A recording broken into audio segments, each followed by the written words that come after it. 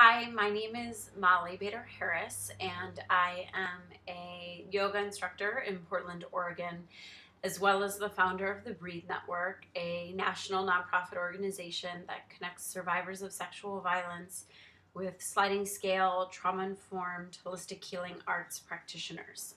And I thought that I would start today just by speaking a little bit about how to create a more trauma-informed environment in the yoga classroom, regardless of what kind of setting you are teaching yoga in, and regardless of whether or not you are um, intentionally teaching survivors of trauma or just teaching in a public yoga environment or studio.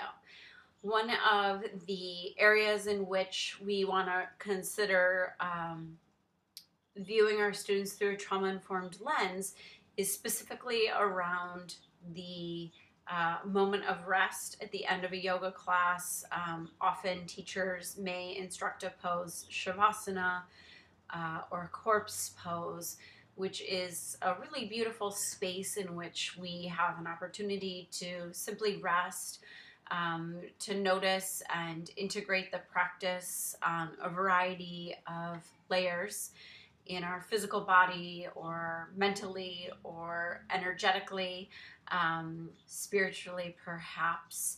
And it can really aid in restoring ourselves on every level. For somebody who has experienced trauma, though, this pose, while it is truly the most important part of the physical practice and the most healing part of the physical practice, it is also the most challenging for so many people, whether or not there's a history of trauma. But specifically, if there is trauma, this pose, like no other, can create such a huge disruption or be a trigger or a catalyst for a lot of discomfort, physical, emotional, or otherwise.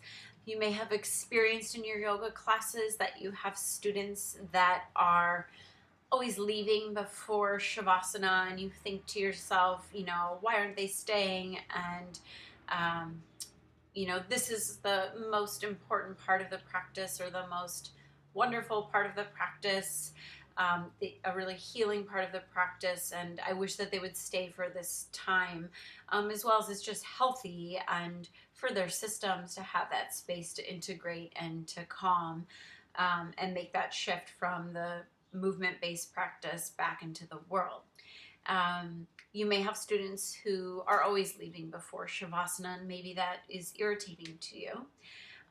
You may have students that are just fidgeting the whole time, and they're making a lot of noise, they're moving their body, they're looking at their phone, they're coming up to seated and moving their things around, and you might also find that to be disruptive and annoying as a teacher who's trying to create a space that is as soothing and as peaceful as possible. So it's important to consider that, of course, maybe they just are only there for the physical practice and they don't care about resting, and they just want to leave class, and that is their choice. Or perhaps they have a very important meeting they have to get to, and isn't it wonderful that they at least came to part of the class before they went into that busy day that they have ahead of them. Or they have a child they have to care for, and this was as much time as they could devote to their practice. It may also be that they have experienced trauma, and this could be something that they are very consciously aware of, or is something that is much more unconscious. But there is something inside them that tells them that this pose is uncomfortable, that it creates a feeling of vulnerability, that is overwhelming, that is frightening, and they feel completely unsafe. And when we think about what trauma does to people, one of the things that it does for many people is it forces people into a place within their body where they freeze. So we talk a lot about fight and flight, but we don't talk enough yet about freeze. And freeze is a really common response to trauma. It sort of happens along a spectrum, and there can be sort of a trajectory from fight to flight or flight to fight into freeze. Or depending on a person's past experience, if they've already experienced trauma multiple times, they are actually more likely to go right into freeze when faced with something that could be very, very overwhelming for their person. So freeze is an experience in which the physiology of the body does a lot to basically shut things down. And one of the things it's shutting down is our ability to move our bodies freely. It also reduces a lot of sensation. It reduces pain, which is a very good thing, which allows people to survive. But it creates a feeling of immobility.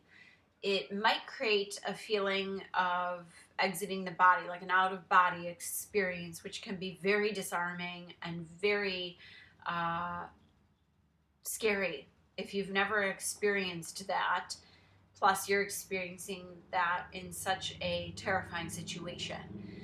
So when we're asking people to rest at the end of our yoga class, after they've really moved in a very physical way, maybe they've kind of activated their nervous system to a certain degree, maybe the room is hot and sweaty, maybe we've stirred up a lot of stagnant energy or thoughts or sensations in the body, and then we ask them to stop that movement and to be still in a shape like traditional corpse pose, which is laying on their backs reclined, very vulnerable, very open, and then we're asking them to not move.